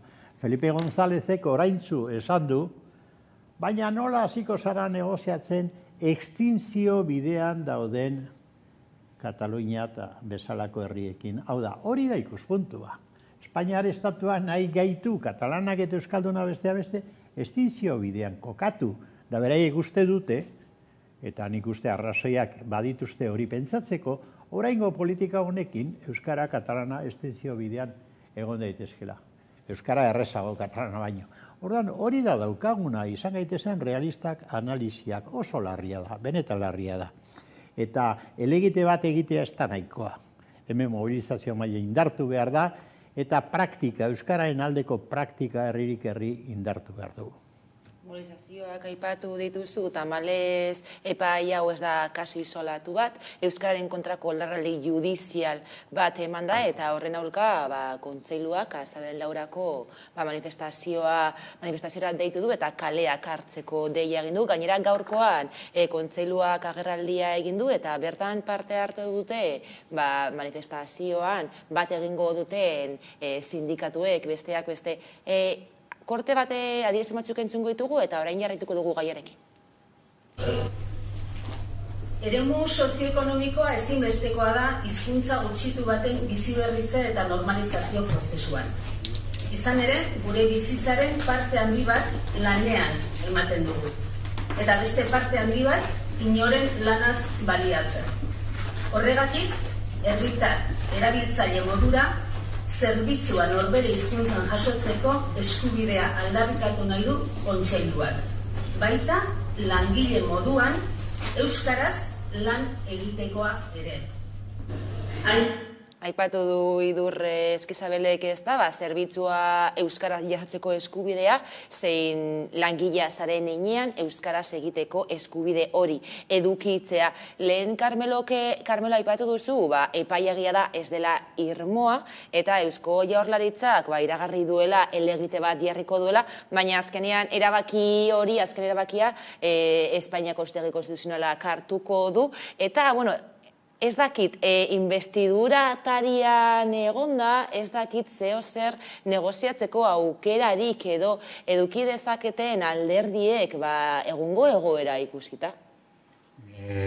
bide hori oso zara ikusten dut, azken finean, nik uste dut, Estatu Espainiarraren indarrak aztertuta, bargi dago nolabaiteko diglosia dagoela, ez da momentu konkretu baten 4 urtetan, kasualitatez ez, izan da azken finean, periferian dauden eragileek babes eman diote progresista itxura duen indar bati, eta horri esker, ez dezagun ahaztu, eta horri esker egon gara nolabait gobernu honekin, por cierto, interesatu zaionean, eskuineko indarrekin paktatu duena. Baina hori ez da Estatu Espainiarraren benetako errealitatea. Benetako errealitatea beste egiturak ditu, badu, monarkiatik hasita, ejertzitoa bigarrena, beste instituzioak, eta horietako bat esan dugun legez, nolabaiteko fronte judiziala. Hori da benetako Espainiako estatua. Eta horren aurrean, elegiteak jarri behar dira nolabait pedagogia egiteko herritarren artean zer gertatzen den, eta horrelako politika agerian usteko beharrezkoa bada, biztanleen aurrean, baina hemen politika aldaketa sakon bat eskatzen duela. Kogobernantza hitzak eta horrelako bideak agortuta daude, eta ez dakit batzuek zelan sinestu dezaketen gauzatzen direnean horrelako kritikak, baina horrelako politika atzean, hori virgencitak emekede como estoy, batzuek eramaten duten politikaren aurrean kolpeak eta atzera pausoak baino ez dugu jasoko. Eta euskararekin ere, urrengo gaiarekin gertatuko zaigun bezala, hilala biziko kontua da. Ze gainera, hori ez da bakarrik gertatzen euskararekin, gertatzen da ere argi eta garbi Kataluniarekin, bestela ikus dezakegun inmersio linguistikoaren kontrako fronte zabala dagoena edo galegoaren kontuarekin ez dezagun esan antzeko zerbait gertatzen dela. Ni bat nator, Fermik esaten duen guzti horrekin, eta uste dut, hau ez dela kontu taktikoa edo bestela esan da taktiken bitartez, hauteskunde taktiken bitartez, berbidera daiteken gai bat. Tamalez, hau estatuarentzat gai estrategiko bada, eta ez dator gainera joan den astetik, esan edo mendeetatik dator. Hemen egonda ikuspegi azaleko bat, euskararen inguruan, esan duena eta bere garaian hau salatu zen, ezta? Baina ikuspegi ingenuo bat, naif bat, egonda jentearen artean, jente askoren artean, pentsatuz, euskara ingaizki dago frankismoa gertatu zelako. Eta ordan, euskara hasi zen galtzen eta atzeraka frankismoarekin. Baina orain demokrazian gaudenez, elebitasuna daukagunez, eskoletan emango denez euskara, jazta, hau gorantza doa. Ez, batetik, euskara galtzen hemen ezen hasi frankorekin, askoz lehenago hasi zen, askoz lehenago. Borboiekin da lehenagotik ere egon zen politika planifikatu bat euskara baztertzeko, galbidean jartzeko eta asimilazioa bultzatzeko, bai Euskal Herrian, espainolaren parean eta bai iparraldean frantsesarekin. Nabarmen. Euskara ez da modu naturalean atzeraka joan da politika diseinatu bat, 10.000 lege baino gehiago. Historialari batzuk, beste Xabier Irujo aztertu dute hori, liburu bat daukate hori, bapeka atera zuena, eta esaten dute 10.000 lege baino gehiago egon dira historian euskararen kontra. 10.000 lege baino gehiago. Orain da, dekretu honi egiten zaion aplikazio juridiko bat, baina 10.000 baino gehiago. Esan edo, hor determinazio estrategiko bat dago euskara galdu dadin. Eta Franco hil ondoren, atera zen elebitasunarena kalmatzeko jenteak zinez esan demokrazia konponduko zituela arazo hauek ez. Estatuak ez du asmorik. Eta hemen ikusten da, euskara garatzeko, eta ez du nahi euskara garatzea. Nahi du gaztelera mantendu hizkuntza dominatzaile bezala Katalunian, Euskal Herrian, Galizian, estatu osoan, hori nahi du. Eta beraz, euskarak buru apur bat altzatzen duenean, tapa, hau gertatzen da. Hori horrela da. Eta hori horrela da PSOE gobernatzen duen bitartean. Eta lehenago PP gobernatzen duenean, begira. Ze apoio politiko dauka honek nabarmena hemen, Voxena? Zenbatekoa, kuantifika daiteke, bai, 1,8 dauka botoetan Voxek, baina Voxek egin du hau eta konektatu du estatu sakon horrekin. Karo, zuk Fermik ondo aipatu duen estatu horrekin konektatu du. Zer da estatu hori? Aparato judizial guztia, frankismotik heredatua zuzenean, eta ilunena. Estatu mailan ilunenetarikoa. Beti egiten dute okerrena, beti. Eta beti estatuaren zerbitzuan, ez partido baten zerbitzuan, estatuaren zerbitzuan. Orduan, Voxek konektatzen du zuzenean, Espainia sakon horrekin. 4 mende darama Euskararen kontra erasoka, 4 mende. Eta formak aldatzen dira, baina fondua ez da aldatzen. Hemen Euskarari egoak moztu dizkiote, egaz egiten hasi aurretik, hori da tamala. Plan batzu zeudenean, UEMaren bitartez eta herri erakunden bitartez, herri batzutan, nire abezalakoa, abezalako herri batzutan, Euskalduna garena, garatzeko euskera paisaian, garatzeko euskera tratutan dabar, badatoz da bomba. Hori ezin da egin. Hau da, lehen hitza nik nire herri Euskaldunean ezin dut euskaraz esan. Bueltatzen gara, gure maizu maistra frankisten garaira. Haiek hitz bat euskaraz entzun da zaplasteko ematen ziguten. Orain zaplasteko juridiko ematen digute. Ezin dut neure herrian lehen hitza euskaraz egin, baina zertan gabiltza. Ezin dut lehen etzi euskara nire herri Euskaldunean. Gaztelera lehen estea bai, hori librea da. Euskara ezin da lehen etzi, baina non gaude. Hori da realitatea. Da realitate horren atzean, ondo esan duzun bezala, estatu ilun hori dago. Beraz, nola ez gara independentistak izango, nola ez gara izango independentistak. Hemen ez dago zer eginik. Eta gizertu bat gaitu nahi duzun, bestela ekialde hurbilerat joko dugu. Nire ustez oso adierazgarria, ia barregarria, zelan azkenengo 40 urtetan, inork ikusi du epaia babesteko euskera katalana edo epai guztiak, ez dago, ez da salbuespen bat ere, non mugatzen duen gaztelaniaren garapena, gaztelaniaren erabilera, eta beti izan dira epaia guztiak, hoien euskera, katalana, galego edo beste hizkuntzen kontra. Uste dut, hau dala, oso gai importantea delako, bestela barregarria zirudien, esaten denean euskarafobia ez delako existitzen.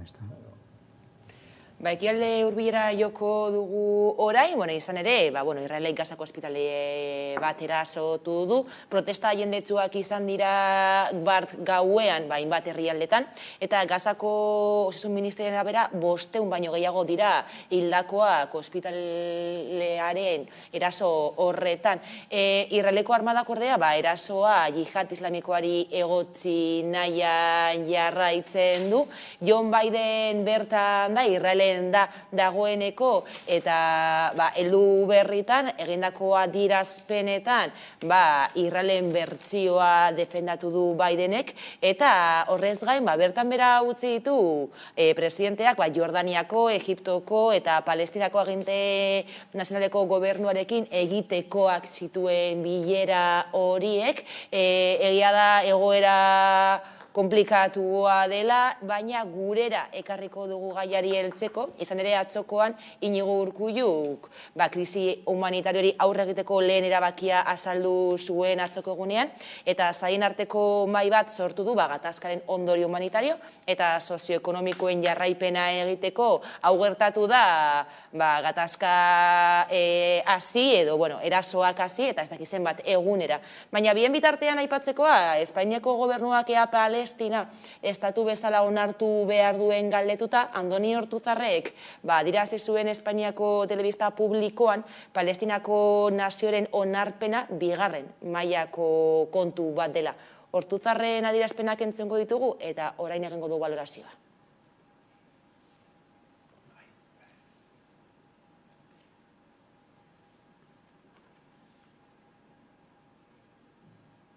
En un momento como este en el que estamos viviendo una escalada armada, bélica, que estamos asistiendo a una tragedia humanitaria también, yo creo que esa es una cuestión secundaria y hay que atender primero a las causas de por qué ha surgido este conflicto, que de origen es un ataque terrorista de Hamás injustificado, de una manera además sorpresiva dirigido a la población civil, y eso hay que condenarlo con mucha rotundidad.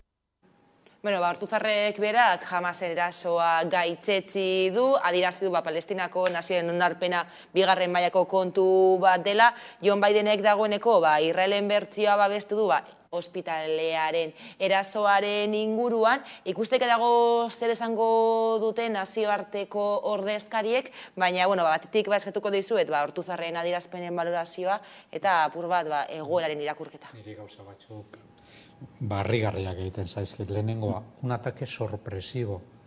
Atake armatuak abisatzen dira. Botako dugu zera eraso bat edo. Hori da alde batetik, bestetik. Ikusi nahi badugu horren erasoa zerbaiten hasiera bezala, orduan sorpresa sortzen da. Baina konflikto honek baditu 1948tik hona, hau da, 80, oso okerra egiten ez badut kontua, 85 urtetik hona, lehenago aipatu nahi ez badugu. Sorpresa! Ortuzarrek ez zuen ezagutzen zein zen aspaldiko ez atzera joateko 2048ra baino lehenago ez joateko zein zen Gazako azkenengo urtetako egoera, zelan egunero Israeldarren tropen arazoak zemotatako egoeran zeuden, hori sorpresa sor daiteke? Osea, hilala biziko momentu batera eramaten zaituztenean, hori da sorpresa, hori da zerbaiten kausa? Analisi politikoen ez dela sartu behar horrelako kontuak, aurreko kontuak? Zer da, mundua sortu da Hamasen pasaden larun batean egin zuenetik erasoa, ala?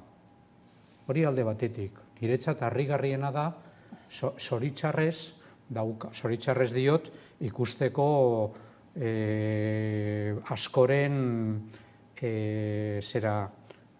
hipokrizia, ez da? Daukagu ondino mai gainean Ukraina eta Errusiaren arteko gerra. Osea, tratamendua guztiz zeharo ezberdina da.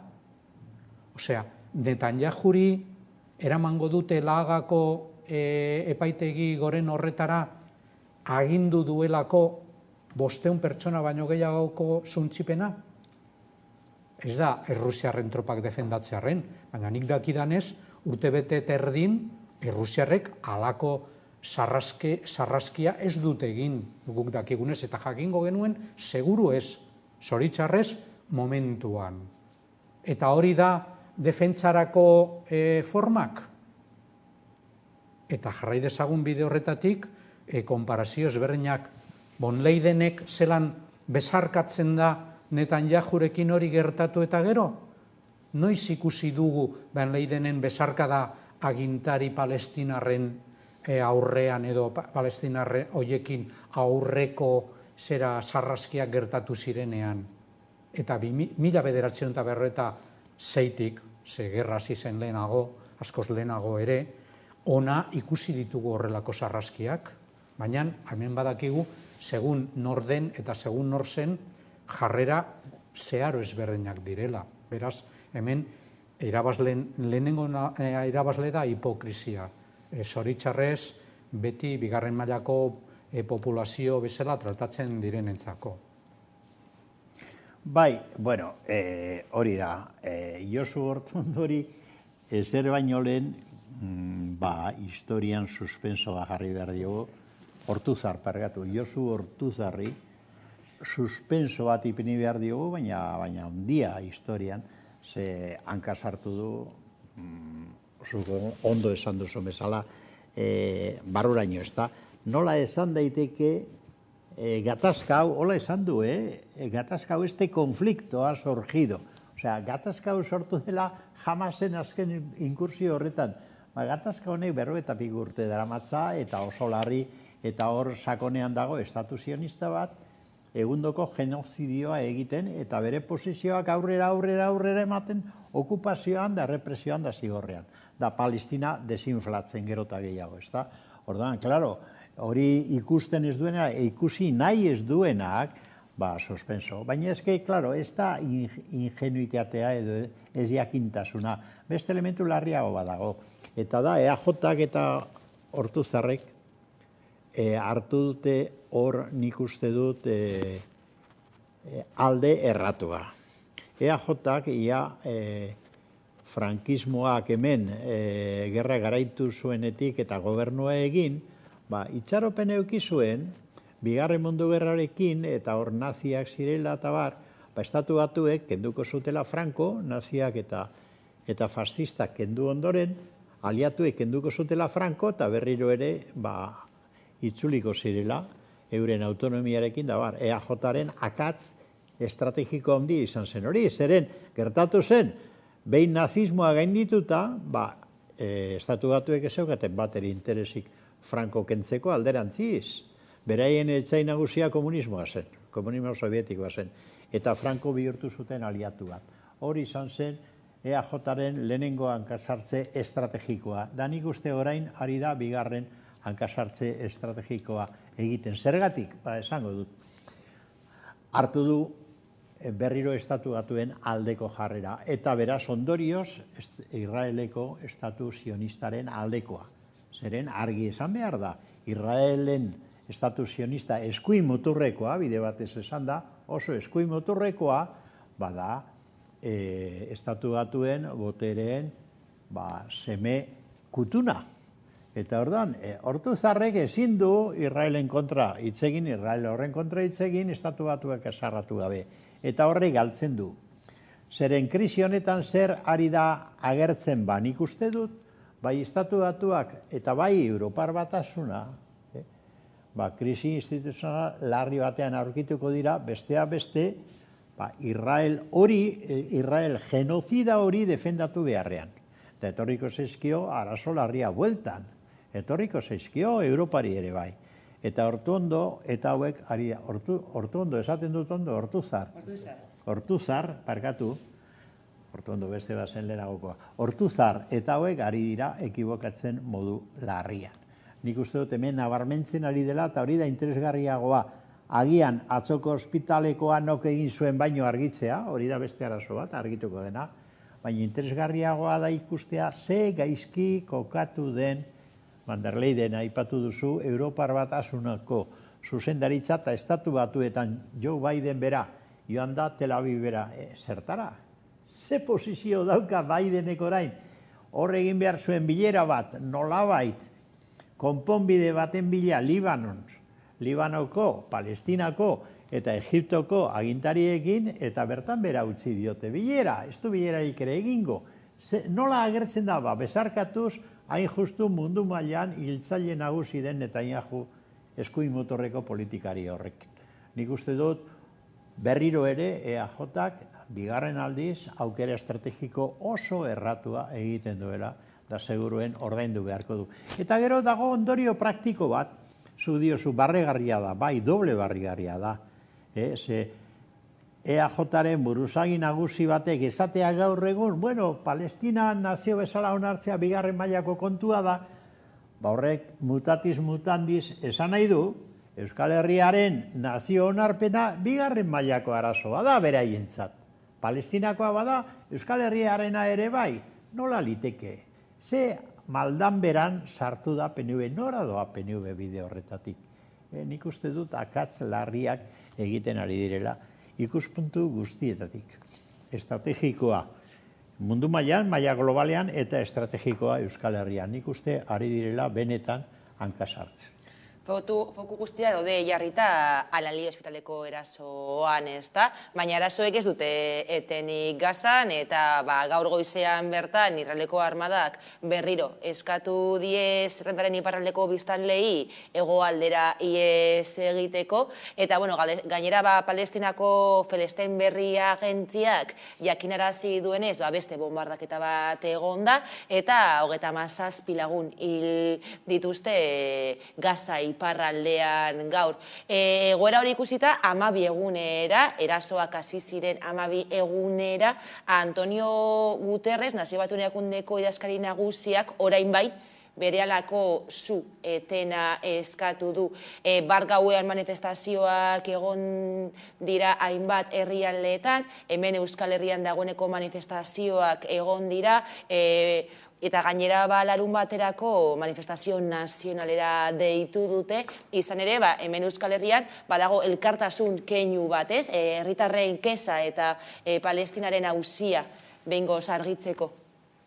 Nik uste dut, sorpresa sartu zuen gobernu israeldarrak egia esan, eraso hartu zerrek dioen sorpresiboa. Jakina denez lehen azaldu dugun bezala, ezta?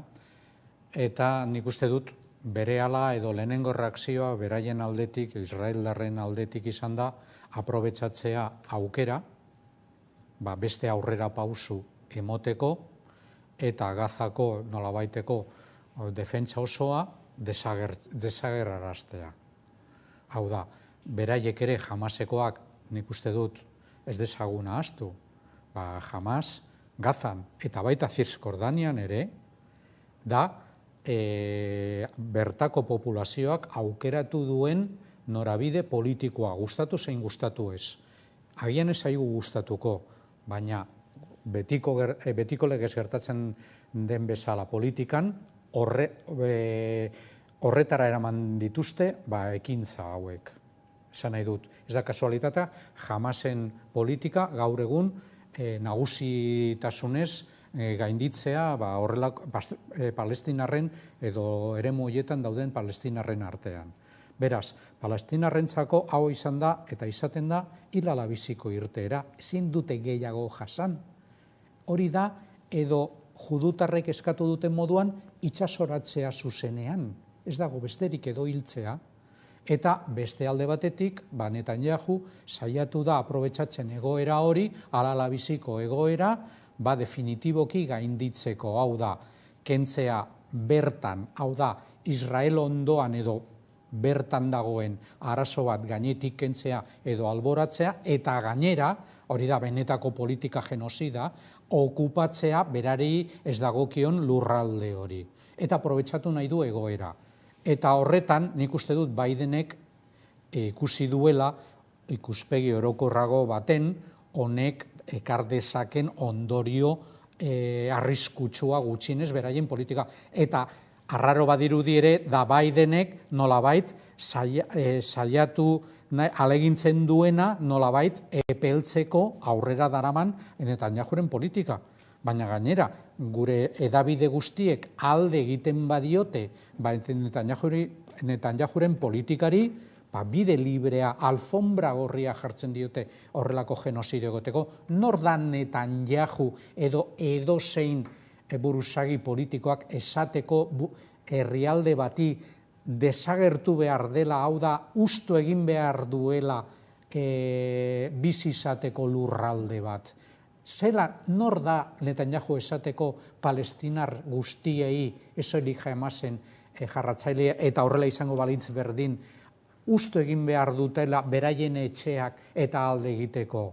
Osea, kritikatzen diogu adibidez Stalini horrelako aldaketa, biztanle aldaketa egin zuelako horrelako etnizidioak edo zoritxarrez historian zehar gertatu denen guztiei, eta Netanyahuri ez diogu horrelako hitz argiak kapasak, ez garen kapasak hori esateko, ala. Zertan bizi garen?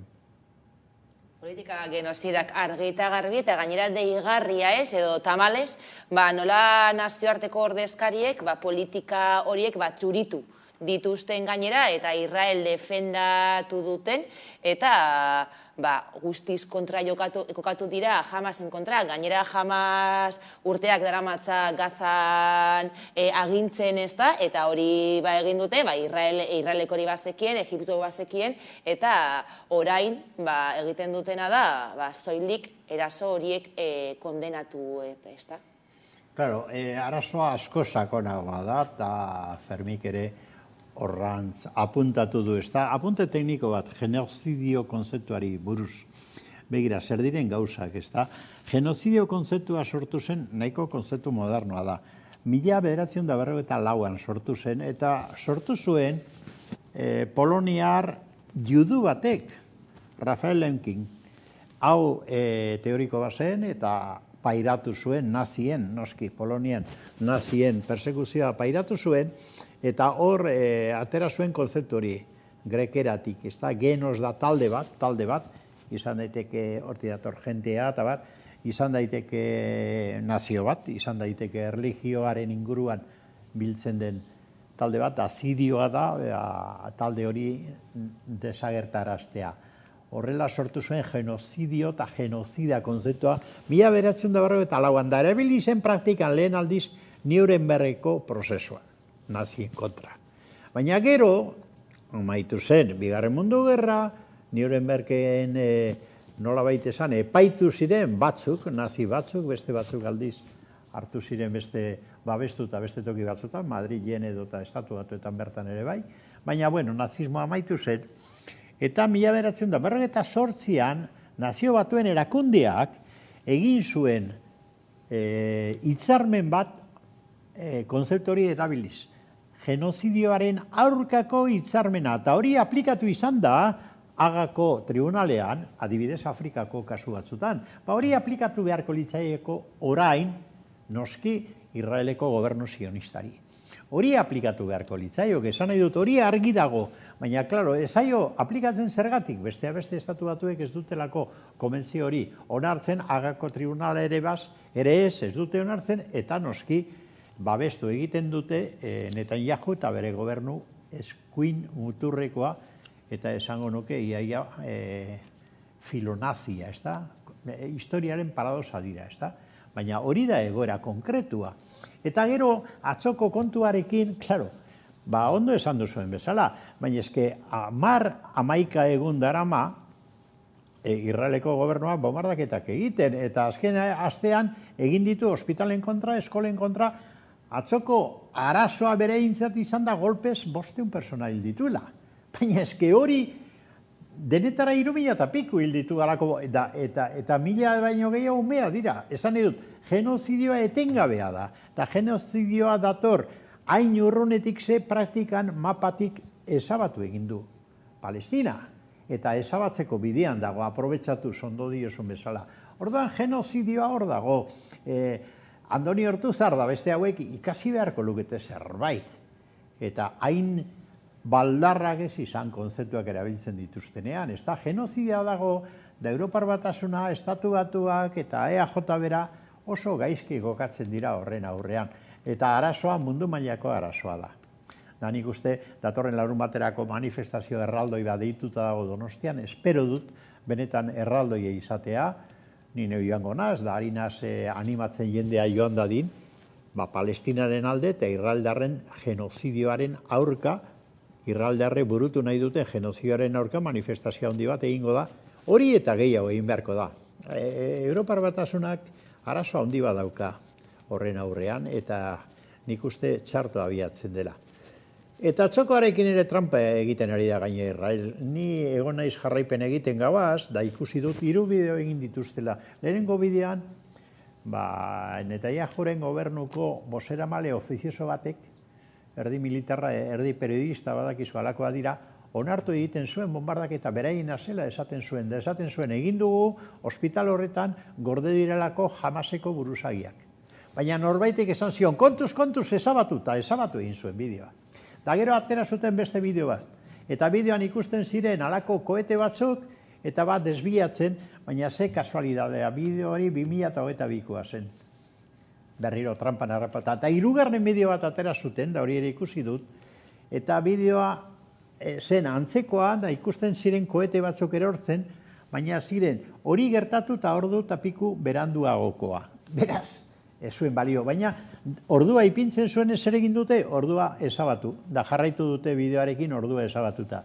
Halako gauzak egiten da biltza, esan edut, beraiek izan ziren, noski, baina ez atzoko egin zutenak.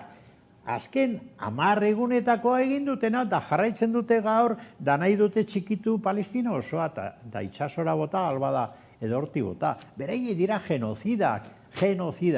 Eta hori besarkatzen duena, beraiek bezain genozida da. Genozidaren kontrako bigarren artikuluan esaten da, genozidio akusazioa eroriko dela. Hori praktikatzen dutenen edota hori babesten dutenen aurka.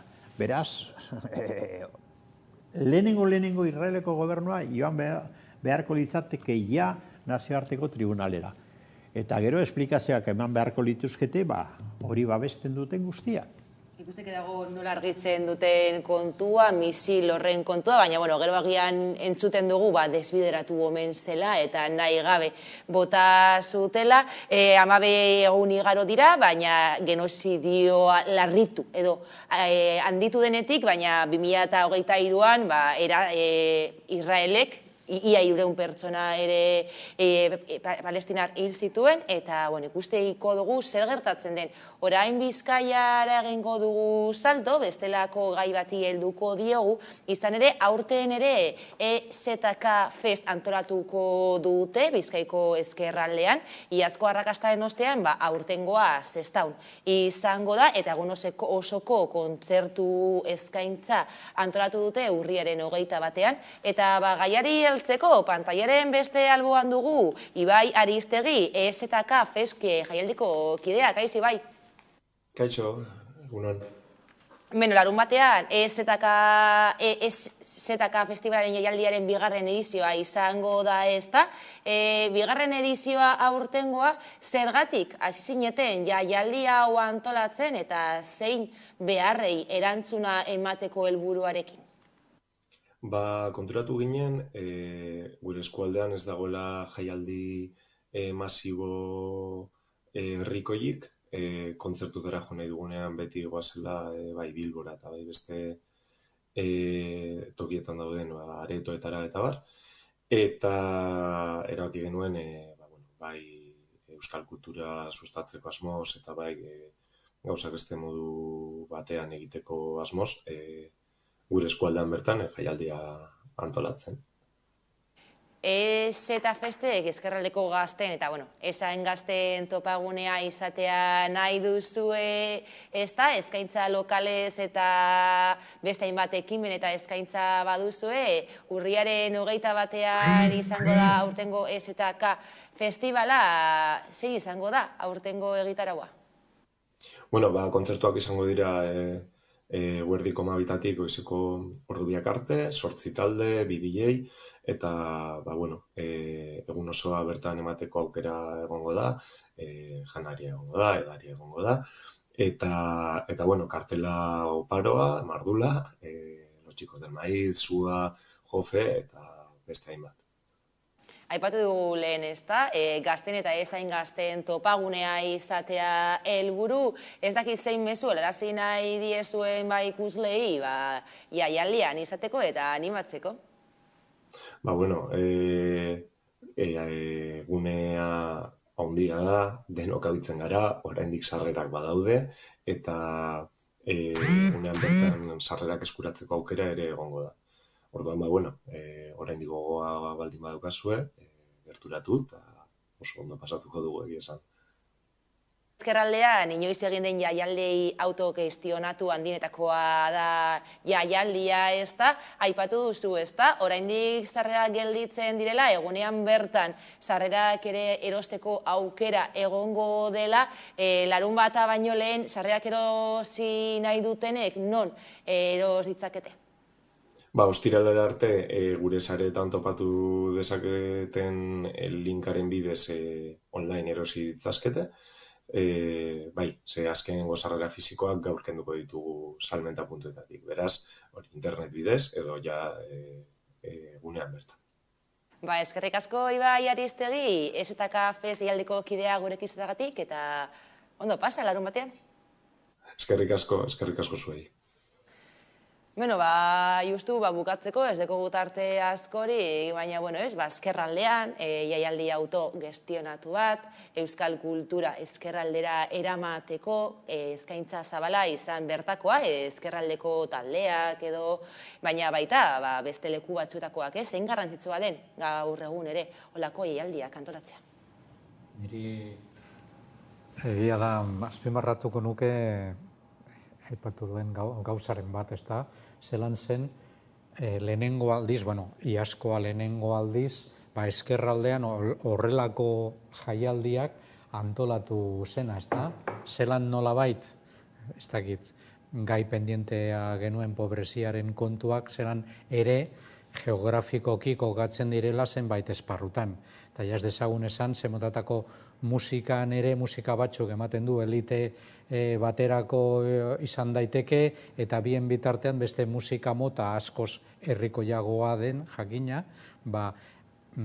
baditu bere ezintasunak edo bere arazoak garatzeko, eta garatzen direnean zera leku geografikoetatik kanpo edo gutxienez urrun daudela. Niri oso deigarria egin zait. Nik uste dut garrantzia daukala motibo askorengatik ezkerraldean egiten da, herri mugimenduak bultzatzen du, nik uste herri mugimendua beharrezkoa. Dugula Euskal Herri osoa, baina bereziki eskualde batzutan, da ezkerraldean, zalantzarik gabe, eta gero paisaia kuriosoa da, ze labe garaien ondoan egiten da, labe garaia zeuden tokian egiten da orain jaialdi hau seguru gori jarriko duela ingurua, ez da? Eta nik uste horrek bere simbolismoa edo simbolizazio positiboa badaukala. Nik seguru nago larun batean, ni Donostira joango naiz manifestaziora, baina jaialdi hori ere arrakastatsua izango dela, zalantzari gabe. Arterik garitu gara pobreziaren kontuei heltzeko, baina urrengo astean edo urrengo gunean helduko diogu bestelako gai batzuei, eskerrik asko beste behin ere gurekin izatagatik Fermir Biralta eta Carmelo Landa, eskerrik asko bioi eta urrengo arte. Zuei, mila esker. Eta orain tarte bat eta jarraian itzuliko gara eguneko albiste nagusiekin, orain arte.